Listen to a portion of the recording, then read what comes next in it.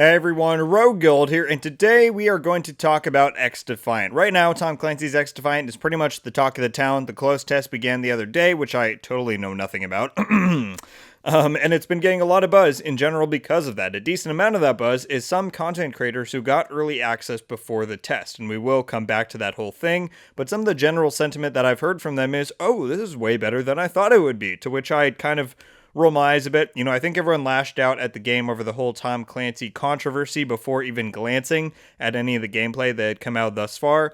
I'm not saying it's going to be the greatest game of all time, but I think it's going to be a pleasant surprise that I totally haven't experienced. Anyway, this slew of videos that came out on Wednesday have also prompted the primary topic of this video, which is XDefiant's dark secret. And so from here on out, I'm going to be referencing some of the content in these various creators' videos. I'll link Drifter's videos below, as his was the most relevant one here, but side note, it is pretty sweet how Ubisoft is allowing this kind of stuff to come out and give the public a better look at the game when it's still a good ways out from release. So, you know, if nothing else, good on them for doing that so we can get a bit of a glimpse at what's going on. But anyway, back to Drifter's video. The first thing of note that I saw in his and others' videos was one specific map that, to my recollection, we hadn't seen yet, and that is a map based in the United Ironworks, which is, you know, also known as the Iron Horse Raid from Division 2, but that's not all. It's in a setting where there's a lot of snow on the ground, and this is super intriguing to me because every other map that we've seen so far has been seasonally accurate from the game that it's from. The New York maps have been snowy and wintry, the DC maps have been more summery, but this really breaks that mold, so that was interesting.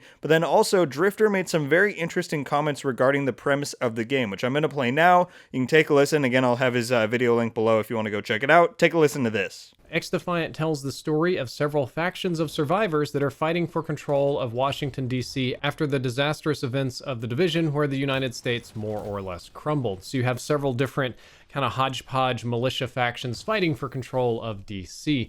Of note, everything in DC is destroyed. This is significantly into the Division timeline, so pretty much everything is ruined, and that's kind of fun. It's almost like a post-apocalyptic DC, but not quite truly apocalyptic yet. Now that's certainly a little weird, I would say. No hate towards this guy, but he did say some other factually incorrect things in other spots in this video, like how the gameplay he had was apparently exclusive to his channel when everyone else had the same exact stuff. So that, you know, that description of the game sounds identical to Division 2's overall premise, so maybe he's just using that. I'm not sure who really gave him this script or, you know, stuff to talk about the game, or how he might have substituted those two things. That doesn't really click in my mind for how that might have happened. But also, he does realize that Times Square is not in DC, right? I don't know. There's some weird stuff going on there. Maybe there's some sort of connection between that premise and the different setting for Iron Horse that we see in there. I don't know. Regardless, this does really reinforce to me how this is kind of a stolen Division game, right? And that's kind of the dark secret that I was referencing in the title and earlier on in the video. Some people I talked to on and off the channel said this to me back when it was announced, and at the time I didn't really disregard their point. I just didn't care too much, I'd be honest. You know, I was just excited by the look of the gameplay, and I still am.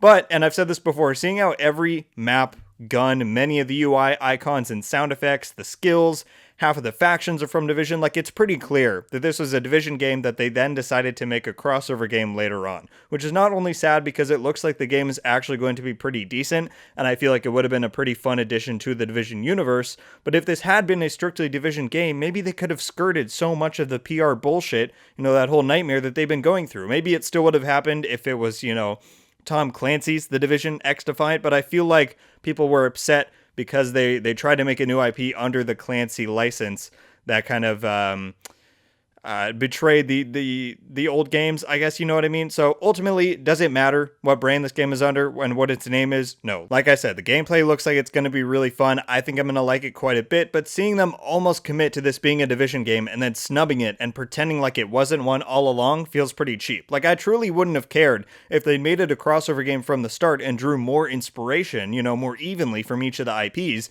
if they actually had some maps and weapons from Ghost Recon and Splinter Cell, but to commit to it being Division and then changing your mind midway through and ignoring that, you know, for the game and the community feels pretty bleh to me. So that said, as I said before, I'm still very excited for this game, and I hope anyone who's gotten caught up in the PR negativity will still give it a fair chance. It is free to play after all, so I feel like you don't have too much to lose. Thank you all so much for watching. Leave a like if you enjoyed this video, and be sure to subscribe with notifications on to be updated every time I upload. Let me know what your thoughts are on the whole XDefiant situation. Does the crossover aspect of it turn you off from the game? Are you a bit offended by their cold shoulder towards the Division after drawing so heavily from it? And with everything going on right now, regarding that whole game, I'm very curious to gauge everyone's thoughts on it. Obviously, I got a taste from those of you who commented on the original reveal video I did, but I feel like, as I mentioned earlier, some people's opinions are beginning to be swayed as more and more are beginning to see more gameplay from XDefiant, so I'm certainly interested in covering this game upon release, and I hope that there's a decent enough amount of you who would be interested in that as well. Alright everyone, well I think that's going to do it. Once again, thank you all so much for watching, I hope you have a wonderful day, and until the next one guys, RogueGold, out.